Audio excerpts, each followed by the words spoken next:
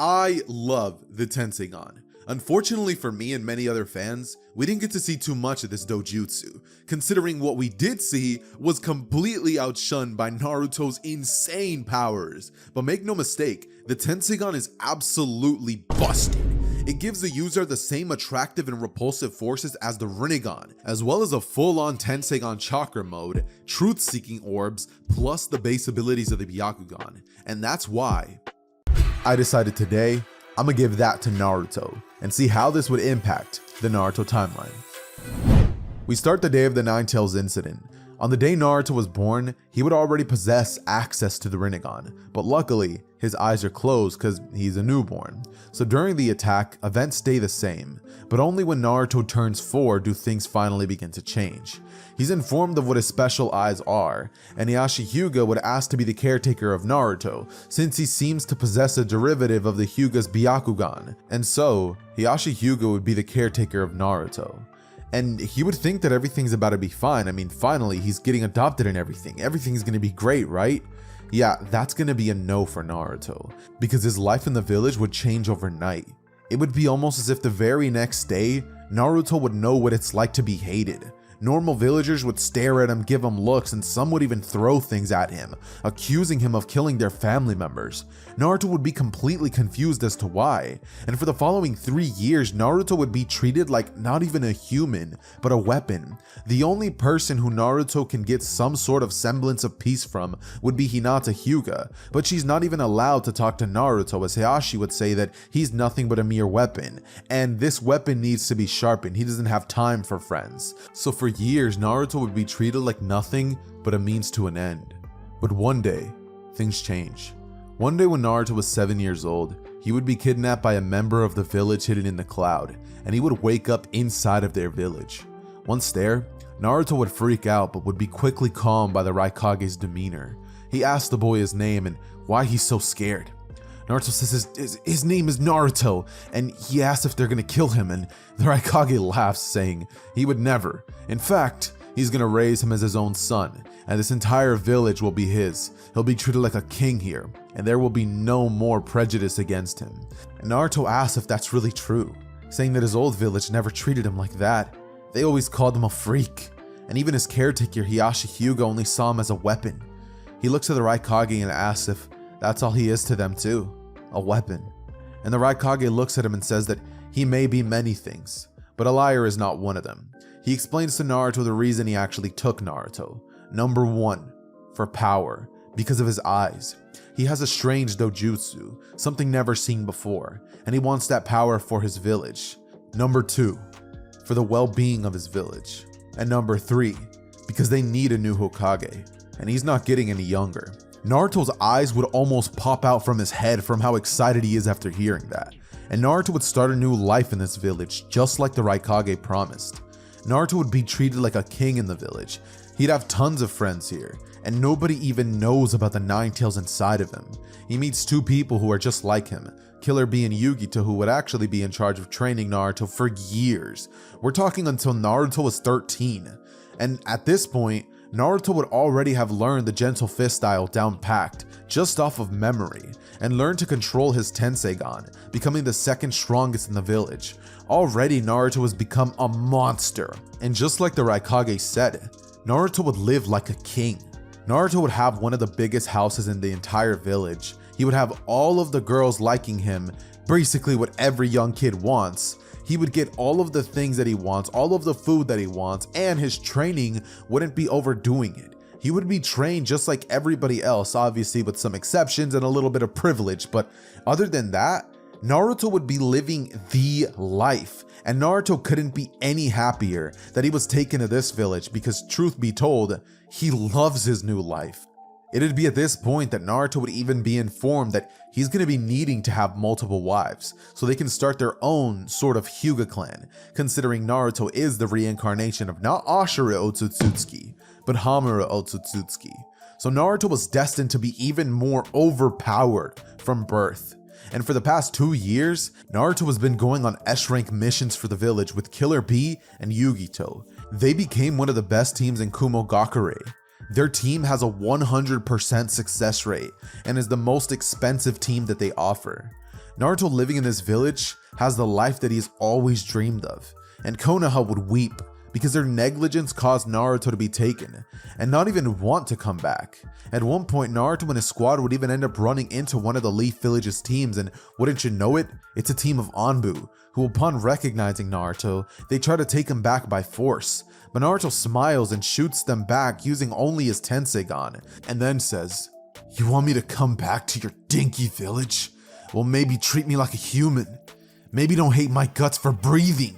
Maybe actually take care of me like you should have, and tell that old man I won't be coming back, and if he wants me, he better be willing to launch a full-on war." Kicking one of the ninjas so hard, he shatters his back. Bro gets straight up paralyzed, and after this, Naruto would return to his squad, as Killer B would say, "Hey yo, Naruto!" But before he can start rapping, Yugito would cut him off and say, "You really hate that village, don't you?" Naruto says he does, but mostly, he hates Hiruzen. That damn bastard. He set me up from failure from day one. If I stayed in that village, who knows where I'd be? I'd probably be his lapdog or something.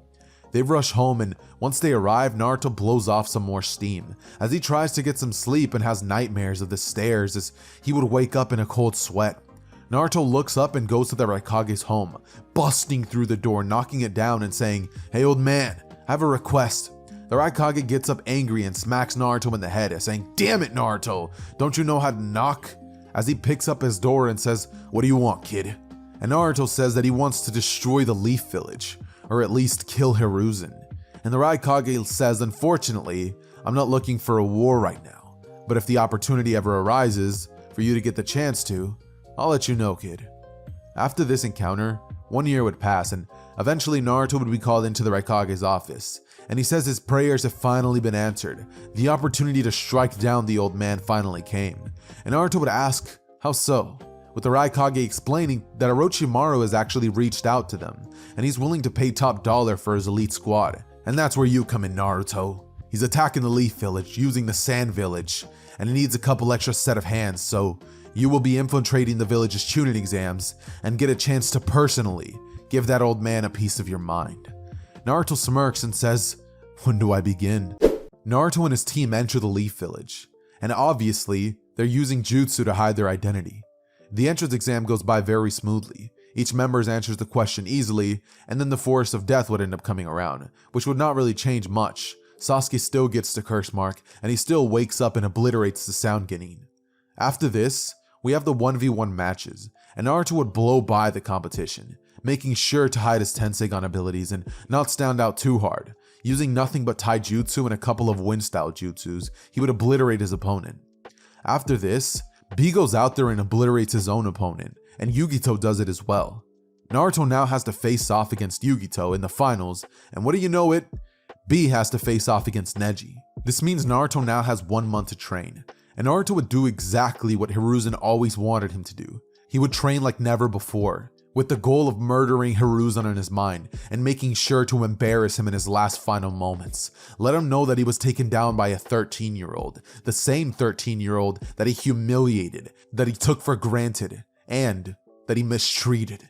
After a month, Naruto would find himself facing off against Yugito, and he would let himself lose on purpose as to not draw too much attention to himself. Killer B would also let himself lose to Neji as well, and once this happened, Sasuke would face off against Gaara, just like in canon.